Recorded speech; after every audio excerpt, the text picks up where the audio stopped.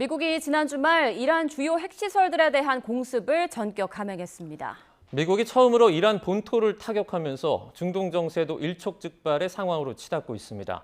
김희준 YTN 해설위원과 함께 얘기 나눠보겠습니다. 안녕하십니까? 안녕하세요. 네, 앞서 트럼프 대통령이 이란에 2주 정도 유예 시간을 주겠다라고 했었는데 이틀 만에 공격을 감행했단 말이죠. 그 배경은 뭘까요?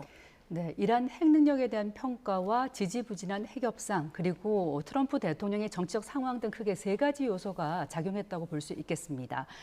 우선 트럼프 대통령이 이란의 핵 개발 능력과 속도가 위험한 수준에 이르렀다고 평가한 것입니다. 앞서 국제원자력기구 IAEA가 지난달 보고서에서 이란이 60% 이상 농축 우라늄을 적어도 400kg 이상 보유했다 이렇게 추정을 했고요. 앞서 포르도 핵시설에서는 83%로 농축된 우라늄 입자가 발견됐다고 밝힌 바 있는데 이 우라늄은 90% 이상 농축하면 핵무기로 전용이 될 수가 있습니다. 특히 400kg이라고 하면 약 2, 3주 안에 약 9개의 핵탄두를 만들 수 있는 양이거든요. 이런 핵무기 제조에 필요한 원심 분리기도 이란은 포르도에만 2,700개, 또 전체 핵시설에 약 14,000개에 달하는 것으로 알려져 있습니다. 그리고 이란과의 핵 협상이 크게 이제 성과를 보지 못한 것도 한 요인인데 미국과 이란은 그동안 5차례 핵 협상을 가졌고요. 또 앞서 지난 20일에도 유럽과 이란의 핵 협상이 스위스에 열렸지만 큰 성과를 거두지 못했습니다. 예. 또한 마지막으로 트럼프 대통령은 취임 직후에 이 우크라이나 전과 중동 문제 해결하겠다 이렇게 자신을 해왔는데 사실상 아무것도 지금 이루어진 것은 없습니다. 그리고 이런 트럼프에 대해서 타코다 이런 비난이 일고 있는데 타코라고 하면 우리가 먹는 타코가 아니라 트럼프 always chickens out. 그러니까 트럼프가 항상 닭처럼 겁을 먹고 물러선다 이런 말이란 말입니다. 예. 그러니까 그 자존심이 강한 트럼프 대통령으로서는 굉장히 모욕적으로 들렸을 수 있는데 이렇기 때문에 이란에 대한 자신의 공언이 단순한 블러핑, 과장이 아니라 실질적으로 이거를 감행할 수 있는 그런 능력과 의지가 있다는 것을 과시하기 위한 것으로도 볼 수가 있겠습니다. 네, 이번 공격은 극비리에 준비됐다고 하는데 이 과정에서 이스라엘의 끈질긴 요청도 있었다고요? 네, 그렇게 알려져 있습니다. 이번 작전명 미드나잇 해머, 이른바 한밤중의 망치인데 정말로 일요일 새벽 2시에 전격적으로 공습이 감행됐습니다. 이란의 주요 핵시설 3곳을 타격한 건데 이것은 이미 수개월 동안 준비가 됐던 극비리 작전으로 보입니다. 네. 트럼프 대통령이 지난 19일에 이란에 대해서 2주일 동안 좀 지켜보겠다면서 유예 기간을 뒀지만 사실상 이틀 만에 공습에 나선 건데 이 미군의 그 B2 폭격기가 18시간 날아온 점을 감안을 하면 사실상 그 하루 뒤에 이 같은 작전을 한 거거든요. 예. 때문에 이제 기만 전술이다, 연막 작전이다 이런 얘기도 나오고 있습니다. 실제 트럼프 대통령이 이번 작전을 승인한 것은 지난 17일로 알려져 있고요. 미국 언론들은 트럼프 대통령이 이란의 결정을 지켜보기에 살짝 보류했다 이렇게 전했습니다. 이 작전 보류와 최종 승인까지 네타냐후 총리와 긴밀한 협력이 있었던 것으로 전해졌습니다.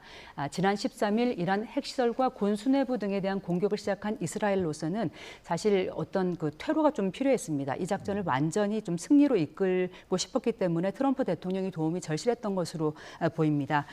때문에 트럼프 대통령은 이 공습 이후에 네타냐후에게 감사를 표하면서 우리는 원팀이었다고 강조하면서 이스라엘과 미국의 어떤 동맹을 다시 한번 또 과시를 했습니다. 네. 그런데 미국과 이란의 말이 좀 다릅니다. 미국은 이란의 핵시설이 전면 파괴됐다라고 이제 밝힌 반면 이란은 미리 대비했기 때문에 사실상 큰 타격은 없다 이렇게 밝혔거든요. 네, 실상은 그렇습니다. 뭘까요? 네, 이번 핵시설 지하에 있기 때문에 세계에서 유일하게 미국이 갖고 있는 벙커버스터를 동원해서 이제 타격을 가했는데 트럼프 대통령은 이번 공습 뒤에 이란 핵 주요 시설을 다 완전히 파괴했다라고 주장을 했고 국방장관도 이란의 핵 프로그램에 타격을 입혔다라고 얘기를 했는데 먼저 녹취부터 들어보시겠습니다. 네. Tonight, I can report to the world that the strikes were a spectacular military success. Iran's key nuclear enrichment facilities have been completely and totally obliterated. The battle damage assessment is ongoing, but our initial assessment, as the chairman said, is that all of our precision munitions struck where we wanted them to strike and had the desired effect.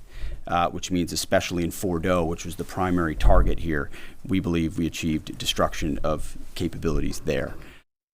네, 미국이 이렇게 주장하는 것처럼 공습 후 촬영된 위성 사진을 봐도 벙커버스터가 투하된 구멍이 분명하고요.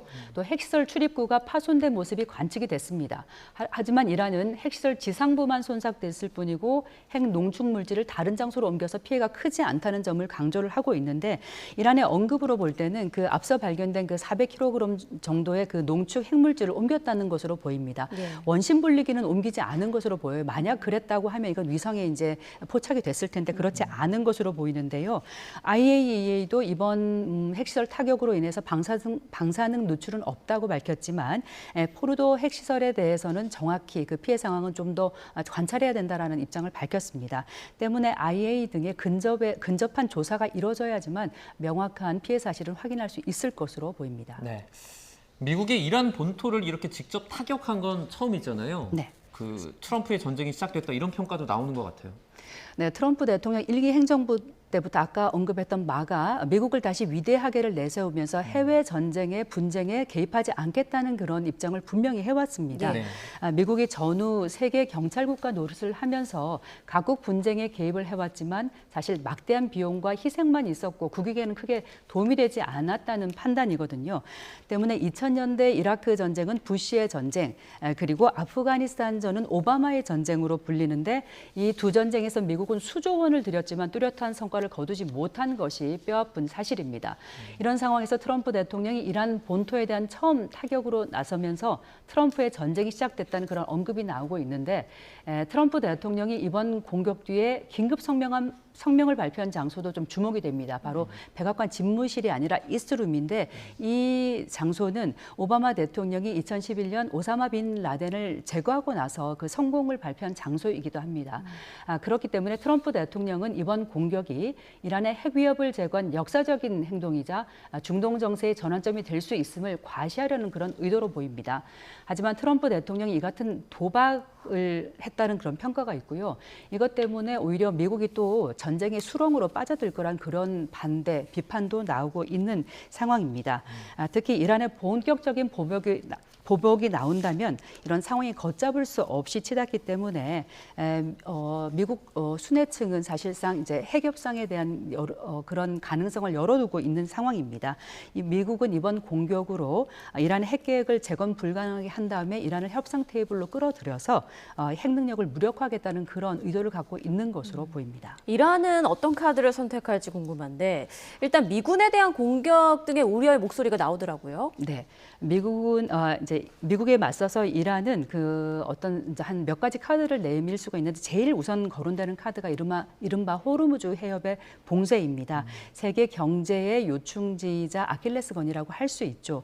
현재 그 이란 그 의회가 이런 호르무즈 해협 봉쇄에 대해서 의결을 했지만 이제 최고 국가안보회의 결정이 남아 있긴 합니다.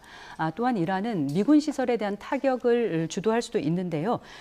현재 미국에는 중동에는 19곳의 미군 기지가 있고 그 병력만 해도 4만 명에 이릅니다. 네. 이란 혁명수비대와 그 비호 세력들이 미국과 미군을 겨냥한 그런 작전들을 펼칠 수도 있고요. 또 이 밖에 뭐 테러나 인질 납치 등도 카드가 될 수가 있는 상황이겠습니다. 현재 이란으로서는 좀 우분이 많이 필요한 상황이어서 이란 외무장관이 러시아로 달려가서 현지 시간 23일 푸틴 대통령과의 협상도 앞두고 있습니다. 네, 알겠습니다. 지금까지 김희준 해설위원과 함께 중동 상황 짚어봤습니다. 고맙습니다. 고맙습니다.